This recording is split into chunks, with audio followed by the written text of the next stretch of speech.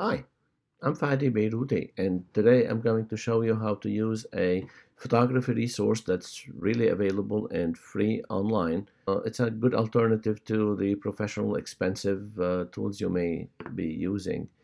So I'm going to take you there. It's called Pixlr.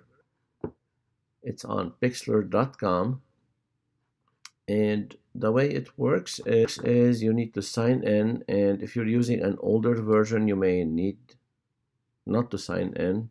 And even without signing in, you can just probably just get to start editing. And as an example, you to upload a photo, click on Open Image and select any image from your computer. You can also import images from an online location as long as you have the correct location. And you have your basic tools here on the left, and the cropping tool, the brush, you can control brightness, and you can also add text. So if I'm going to crop, I can move around and crop just like with any tool. And then you have to click apply, so it applies it. I can get the brush tool where I could just put any color and I can build pretty much any color I want. So that works fine. They have an eraser and they have a tool to liquefy, which is pretty cool. Basically, everything you've learned how to use with a professional software, you can apply and use with Pixlr. And then when you're done, if you have an account, you could save it or you could just choose to download it.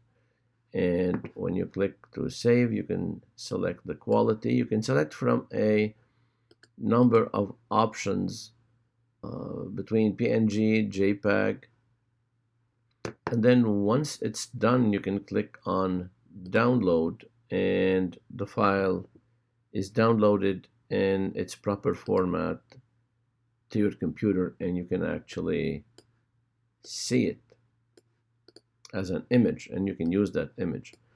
Also with Pixlr, you're able to use multiple layers, just like in a professional program where we could add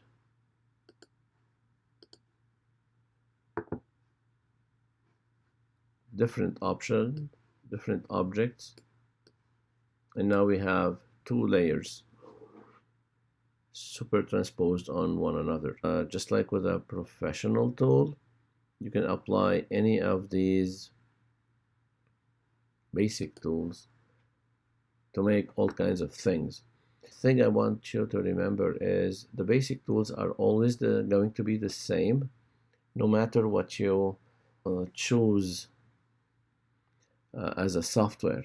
The more expensive ones will have more options and it will make doing certain tasks a lot easier, but it doesn't change the fact that you can use pretty much any tool to do your editing. That's about it. Thanks for watching.